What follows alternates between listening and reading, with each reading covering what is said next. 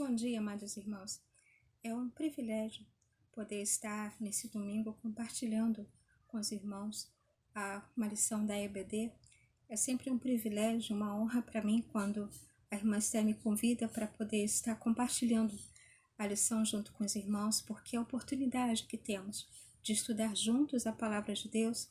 E sempre a palavra de Deus, a própria Bíblia nos fala que não volta vazia. Então espero que a lição de hoje seja abençoadora para os irmãos, assim como foi para mim, enquanto eu estudava. A nossa lição de hoje tem o título de Interlúdio Espiritual. É a lição de número 10. Eu achei o título, quando eu peguei, muito interessante e fiquei pensando o que era esse interlúdio espiritual e fui pesquisar um pouquinho, porque o único interlúdio que estou mais acostumada, acredito que os irmãos também, é o prelúdio e o pós-lúdio. O interlúdio a gente não costuma muito falar, então interlúdio para mim era um interlúdio musical e não espiritual. Mas esse interlúdio, ele pode ser usado também em literatura, que é o caso que vamos ver agora, porque o capítulo, os capítulos 32, 33 e 34 de Êxodo, eles são colocados como interlúdios na definição que eles estão entre duas narrativas comuns. Por quê? Até o capítulo 31, são falados sobre as leis de Israel, as regras que devem ser seguidas, e todo o livro até esse capítulo vai falando sobre isso. No capítulo 35 em diante, também são faladas sobre as leis que Israel deve seguir, as regras como são colocadas. Porém, os capítulos 32, 33 e 34, ele não fala de leis, ele fala sobre o comportamento, os fatos que ocorreram com o povo de Israel, enquanto eles esperavam por Moisés no Monte Sinai. O povo de Israel chegou ao Monte Sinai e ali Deus pediu que Moisés e alguns líderes subissem ao monte para que ele pudesse dar as tábuas da lei por escrito. Então, enquanto eles estavam nesse monte, no Monte Sinai, o que aconteceu? Esse pedaço, essa história é contada nos capítulos 32, 33 e 34, durante o tempo no Monte Sinai. O autor, ele começa com uma introdução que eu gostaria de ler para os irmãos, que eu acho que vai ajudar bastante. Essa introdução diz assim: no capítulo 23, versículos de 20 a 33, Jeová ratifica as promessas feitas anteriormente, ou seja, Deus ele volta a expor todas as promessas que ele fez ao povo enquanto estava ainda no Egito. A primeira promessa, conduzir seu povo através do deserto até Canaã, pela presença de um anjo. A segunda promessa, expulsar os moradores de Canaã, introduzir Israel na terra prometida. E, obviamente, o cumprimento dessas promessas depende da fidelidade do povo em servir a Deus e obedecer os seus mandamentos. Essas duas palavrinhas são muito importantes quando nós estudamos o livro de Êxodo. Fidelidade do povo em obedecer a Deus e servir a Deus e obedecer os seus mandamentos.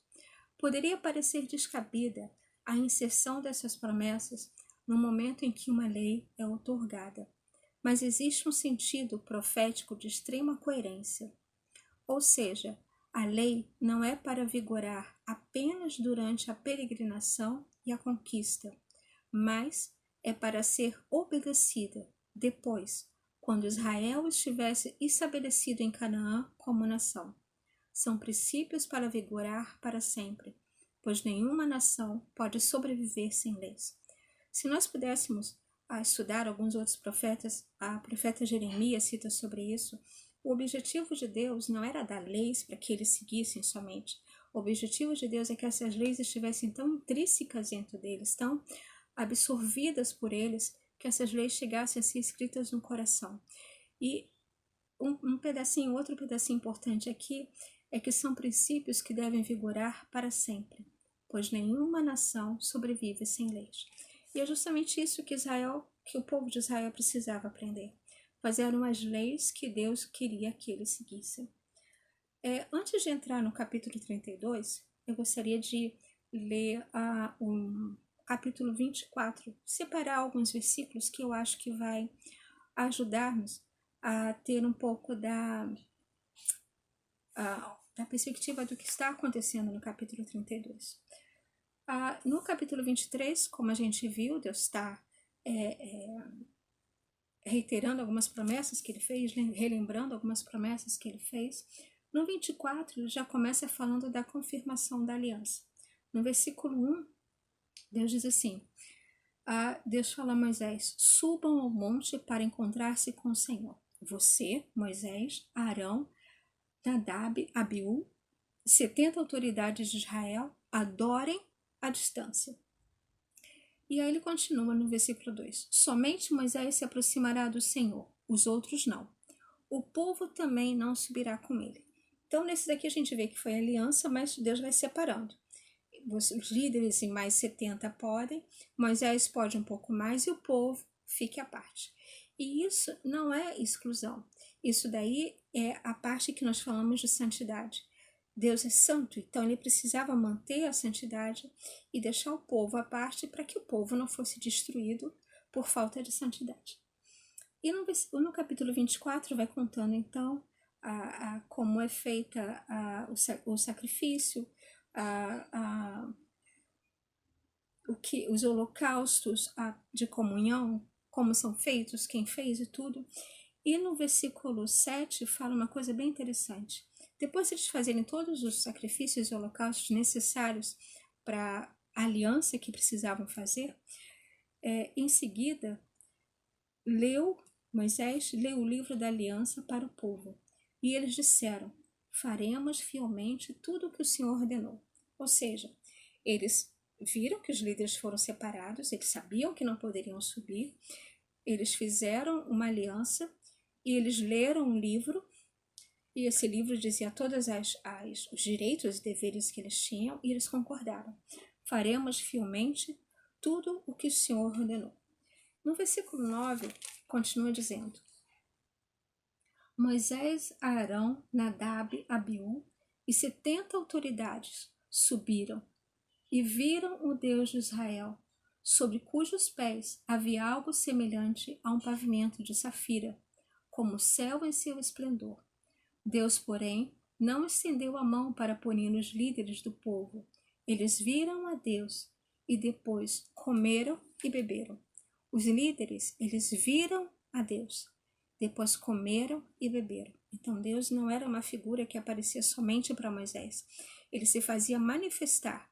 Então todo o povo estava consciente da presença de Deus no meio deles.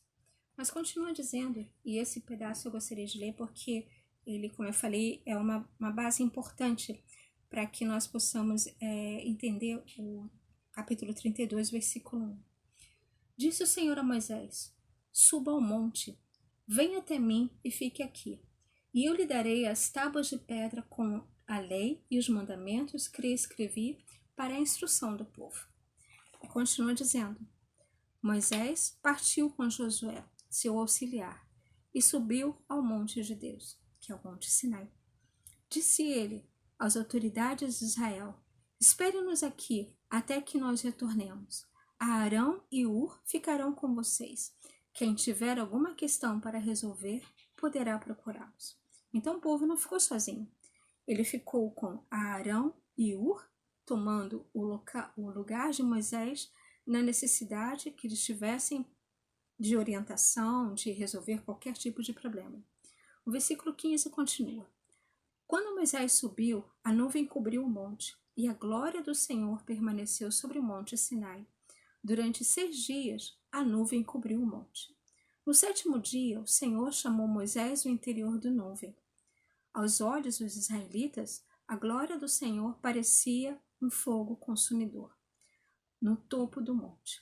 Aos olhos dos israelitas, a glória do Senhor parecia como um fogo consumidor no topo do monte. Então isso quer dizer que os israelitas, eles conseguiam ver o que estava a teofania de Deus no topo do monte.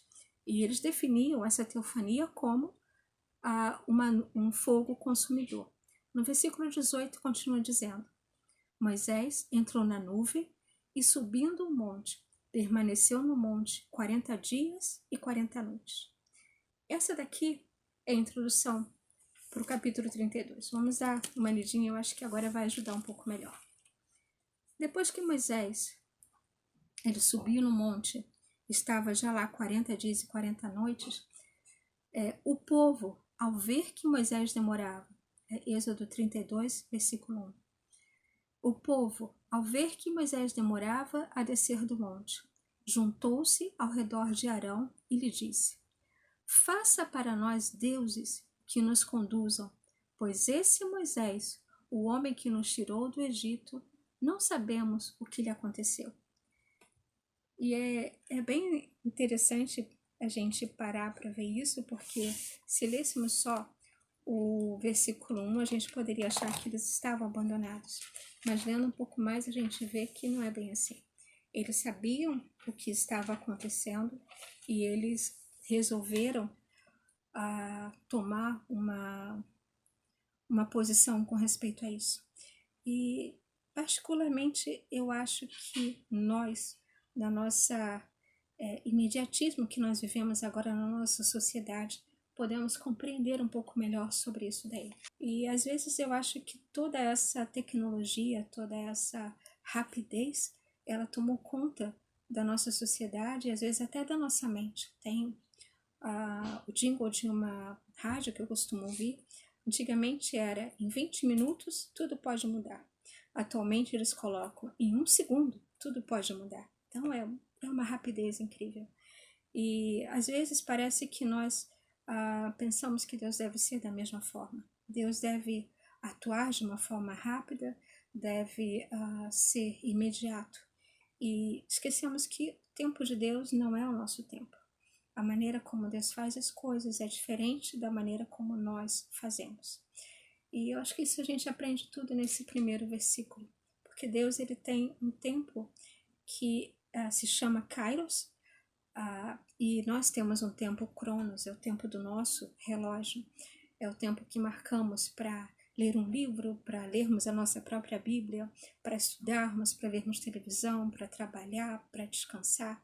Esse tempo nós fazemos e achamos que tudo tem que estar adequado a Ele. Só que Deus tem um tempo que Ele mesmo fez, um tempo em que nós não somos regentes deles. E quando nós paramos para ver a Eclesiastes, creio que nós vamos entender bastante sobre esse tempo de Deus, esse Kairos de Deus, que é diferente do nosso e que é muito mais perfeito de tudo aquilo que nós pudéssemos pensar. Mas vamos continuar nesse versículo 1. Tem uma outra coisa que eu acho bem interessante. Ele fala assim: venha para nós, venha, faça para nós deuses. Quem ia fazer deuses? Arão. Arão que estava cuidando, estava com a tarefa de cuidar do povo. Arão que estava com a tarefa de estar resolvendo junto com qualquer problema que o povo tivesse. A ele pedem para que ele faça um Deus. Eles estavam com problema, né? Algo imediato. Então Arão faz um Deus aí pra gente. E no versículo 2 diz que Arão respondeu-lhes: tirem brincos de ouro de suas mulheres, de seus filhos, de suas filhas, e tragam-nos a mim. E todos tiraram seus brincos de ouro e os levaram a Arão. E ele os recebeu, os fundiu, transformando tudo num ídolo, que modelou com uma ferramenta própria, dando-lhe a forma de bezerro. E então disseram: eis os seus deuses, ó Israel, que tiraram vocês do Egito. Eis os seus deuses, ó Israel, que tiraram vocês do Egito. E continua dizendo algo bem interessante, que o que aconteceu depois disso? Vendo isso, vendo a resposta do povo de Israel e o que eles estavam fazendo com o bezerro de ouro, Arão edificou um altar diante do bezerro e anunciou: amanhã haverá uma festa dedicada ao Senhor. É interessante porque ele não falou amanhã haverá uma festa dedicada ao bezerro de ouro. Não. Amanhã haverá uma festa dedicada ao Senhor. E se nós tivéssemos a oportunidade de ver aqui, nós veríamos que esse ao Senhor, em hebraico, é um nome que se coloca para Deus, a Yahvé, que alguns falam como Javé, e aqui na lição é traduzida como Jeová. Então, Arão viu o erro que eles estavam colocando, Arão viu tudo o que estava acontecendo, e ele simplesmente disse, tá, então vamos legalizar esse erro de vocês, vamos fazer com que esse bezerro, esse culto a bezerro se transforme no culto a Yahvé. E continua dizendo aqui na lição, vou ler esse pedacinho, porque ele fala sobre a quebra da lei. Os israelitas quebraram 2 mandamentos ao mesmo tempo. Criaram um Deus sem nome, paralelo a Jeová, ou Yahvé, e fizeram uma imagem de escultura em forma de bezerro de ouro para adorar. No dizer de Arão, essa adoração seria uma celebração a Jeová, que nós acabamos de ler no 32:5. O que pode ser uma declaração sarcástica da parte dele, depreciativa das intenções do povo ou fraqueza espiritual de Arão. Não se sabe se era a intenção do povo que Arão não queria ir contra ele, ou se foi realmente uma fraqueza de Arão como líder em tomar uma decisão. Mas o certo é que quando Deus viu isso, Deus avisou a Moisés. Ele está aqui no versículo 9. Disse o Senhor a Moisés: tenho visto que este povo é obstinado. Deixe-me agora para que a minha ira se acenda contra eles e eu os destrua. Mas o que Moisés fez? Moisés suplicou ao Senhor, o seu Deus, clamando, no versículo 11: ó Senhor, por que se acenderia a tua ira contra o teu povo, que tiraste do Egito com grande poder e forte mão? Ai, Senhor, não faz isso não. É o que Moisés está querendo dizer. Poxa, o Senhor os trouxe até aqui, tem um pouco mais de paciência. Já viu aquela vez que, às vezes, o filho faz alguma coisa e o pai ouve e fala assim, poxa, ele falou tal e tal coisa, eu me senti... E a mãe vai lá e fala, não, querido, não foi bem assim, olha, você ouviu um pouco a mais, não é assim, e tenta acalmar os ânimos. É justamente isso que Moisés estava fazendo. Moisés estava tentando, entre aspas, acalmar o ânimo de Deus. Ah, Senhor, por que te acenderias a tua ira contra o teu povo que tirastes do Egito com grande e forte mão? Moisés sabia que aquele povo tinha pecado, mas ele se colocou na brecha como um intercessor para que Deus não castigasse aquele povo com toda a justiça que deveria ser feita. Em outras palavras, Moisés estava pedindo que Deus fosse mais ameno em sua justiça com aquele povo. E continua dizendo que Moisés desceu junto com Josué, e quando eles viram todo aquele barulho, olha o que Moisés fez. No versículo 19, quando Moisés aproximou-se do acampamento e viu o bezerro e as danças, irou-se, jogou as tábuas no chão, ao pé do monte, quebrando-os, pegou o bezerro que eles tinham feito e o destruiu. Depois de moê-lo até virar pó, espalhou-o na água e fez com que os israelitas bebessem. Moisés, ele pediu que Deus fosse mais ameno em sua justiça, mas ao ver todo o erro que aquele povo tinha feito, Moisés se irou. Moisés viu as consequências que poderiam vir com aquele ato que aquele povo fez. E aqui na lição, continua dizendo no versículo 22, e perguntou Moisés a Arão, que fez esse povo a você para que o levasse a tão grande pecado? Que fez esse povo a você, Arão, para que o levasse a tão grande pecado? Em outras palavras, você é líder. Por que você fez isso com esse povo se você sabia que estava errado? A resposta de Arão: não te enfureças, meu senhor. Tu bem sabes que esse povo é próspero para o mal. Eles me disseram, faça para nós deuses que nos conduzam, pois não sabemos o que aconteceu com esse Moisés, o homem que nos tirou do Egito. Então eu lhes disse, quem tiver enfeites de ouro, traga-os para mim. Até aqui a narrativa está corretinha. Então o povo trouxe-me o ouro e eu joguei no fogo e surgiu um bezerro. Só que lá em cima, a narrativa não fala isso.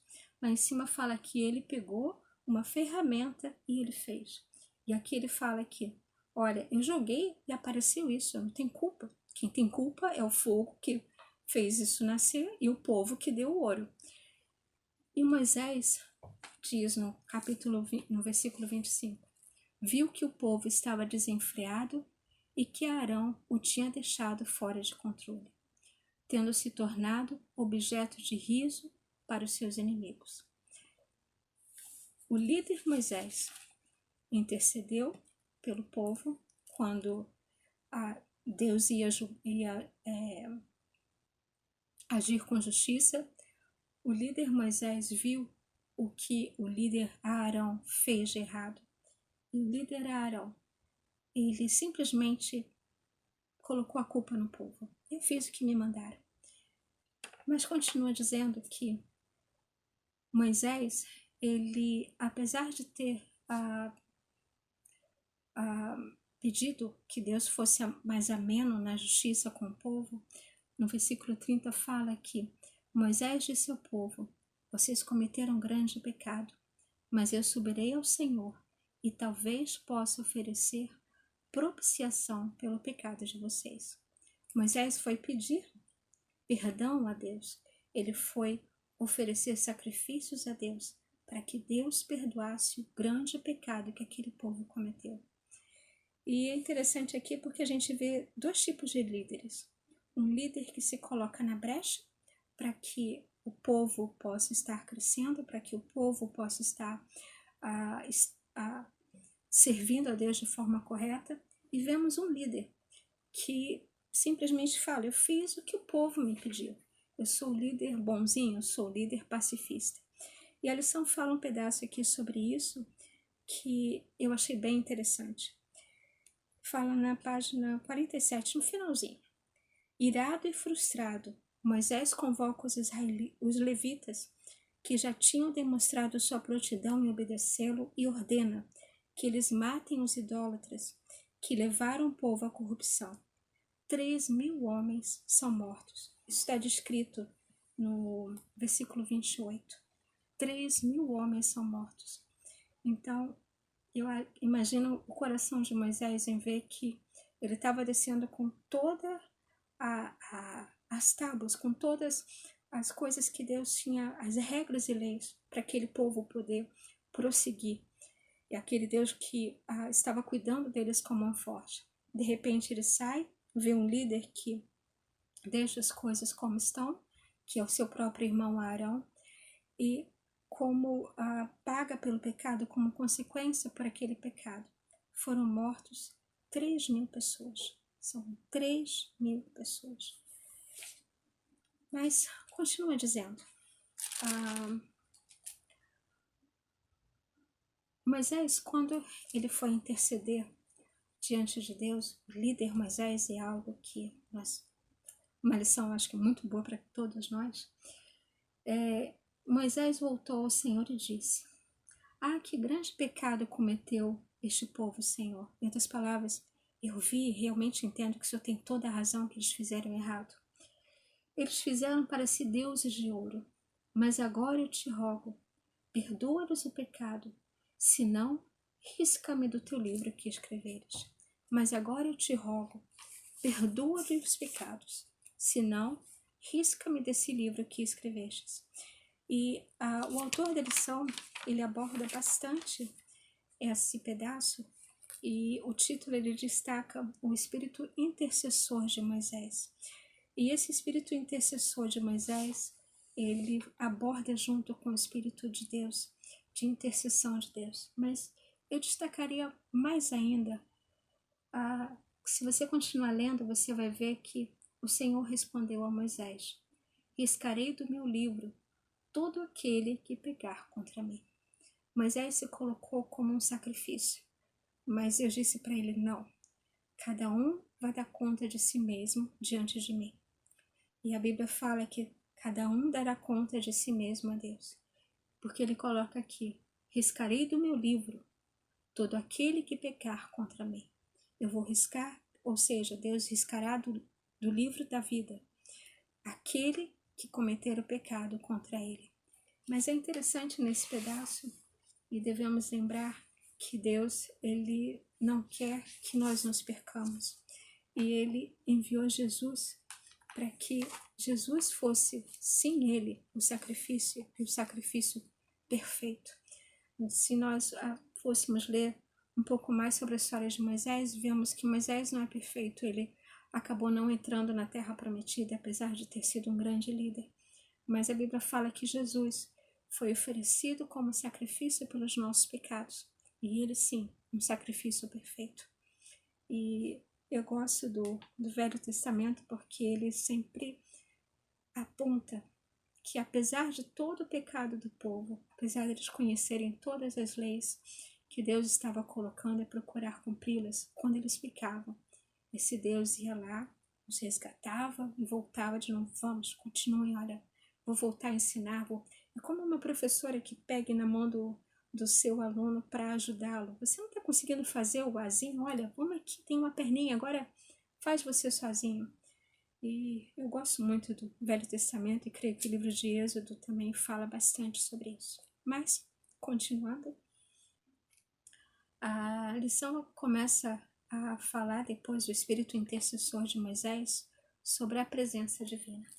E a presença divina a gente vai começar a ver no capítulo 33. Eu vou ler o que está dizendo na lição para economizarmos um pouco de tempo.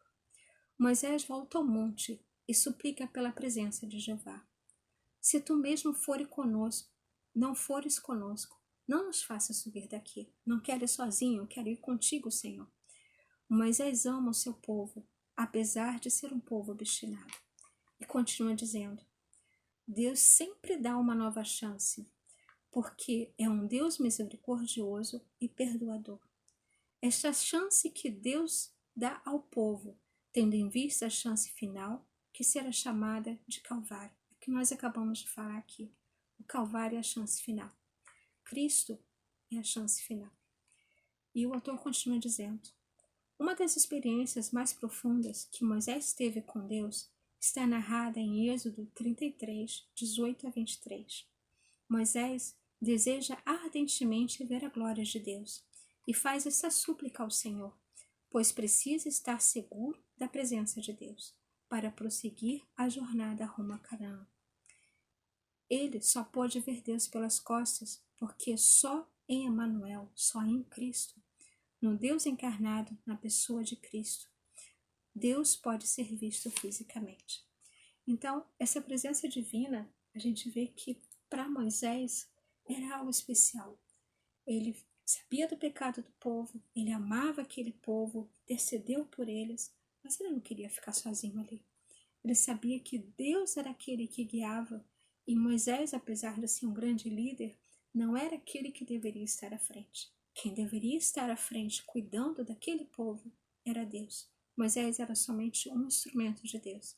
Agora imagina um instrumento sem ter ninguém para utilizá-lo. O que um martelo vai fazer se não tiver uma mão para estar ali cuidando? Um serrote, como é que ele, por melhor que seja, como ele vai conseguir cortar se não tiver uma mão para poder estar usando? São apenas instrumentos, e assim Moisés se sentia.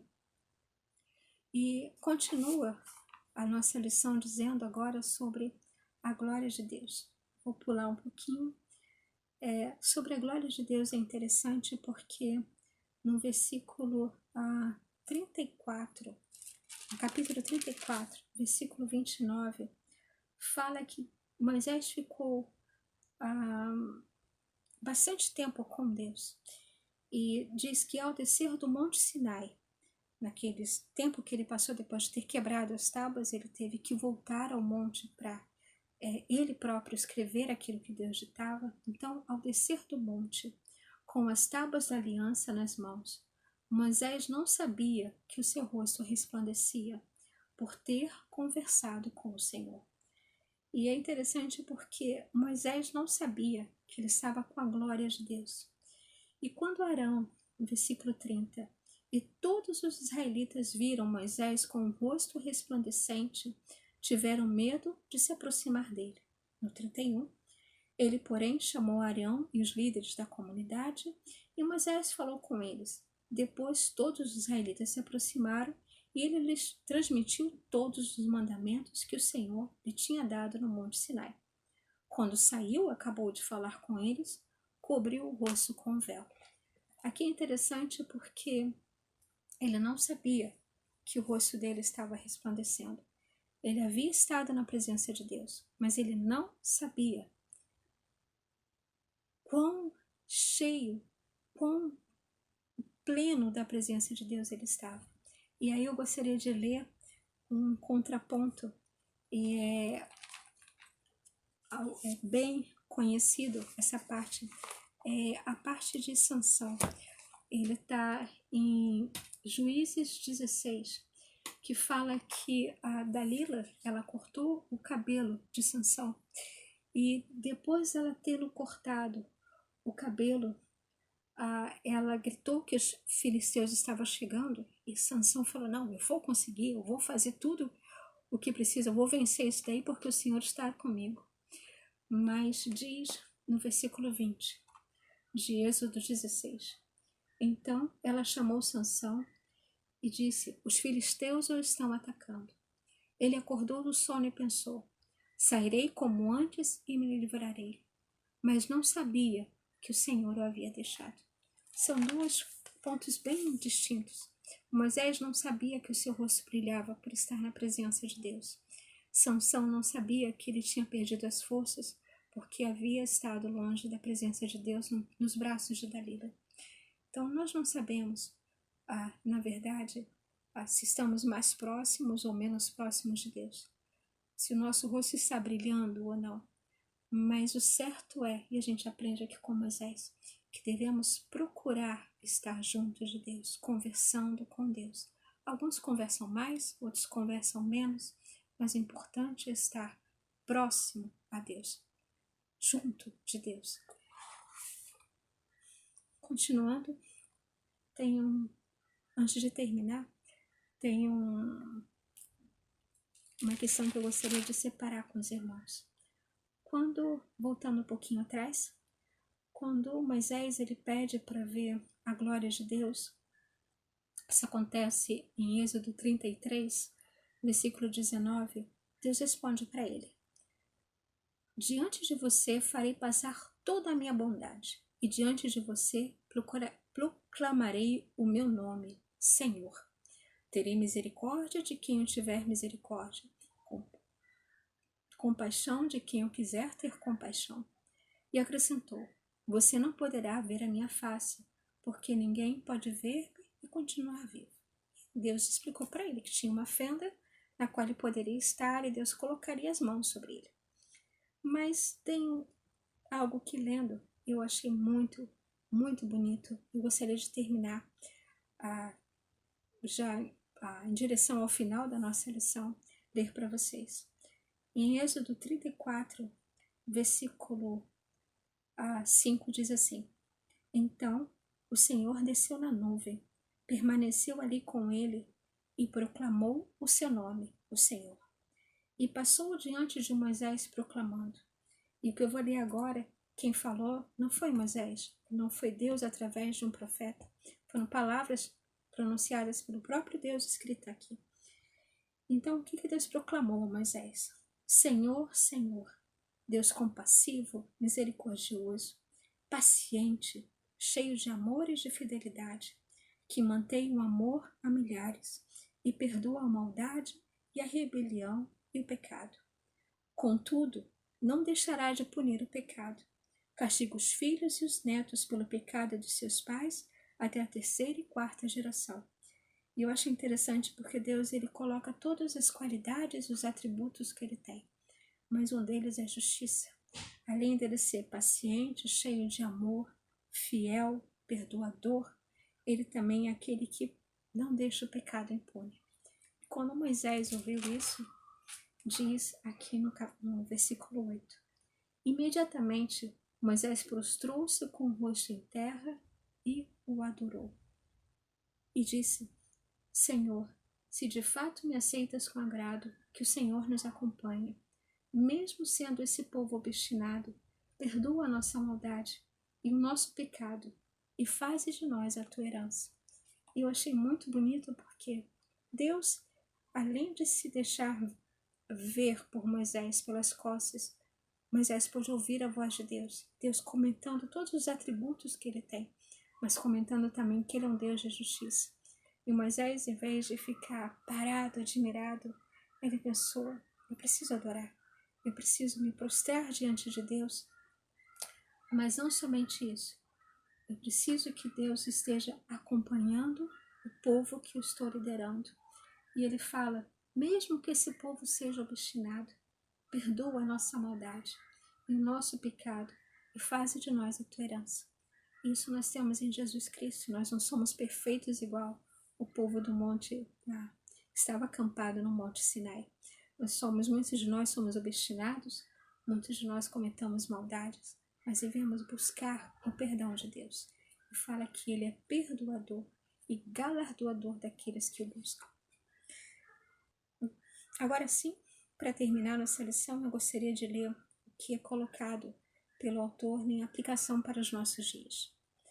Os israelitas quebraram 2 mandamentos ao mesmo tempo. A consequência imediata foi a ameaça de afastamento de Deus.